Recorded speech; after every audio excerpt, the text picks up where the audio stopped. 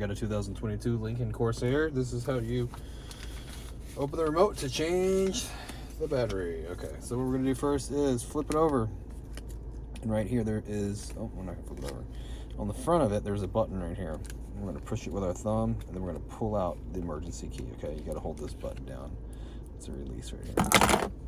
Once you do that, get a small flathead screwdriver, put it in right here. Okay, and just give it a twist, and that will open this back panel up, all right? And you can just pry it up real gently. Take off this back panel here. And here's our battery right here, okay? Now notice there's a slot right here. That slot is to get the battery out. So you need a pretty small tool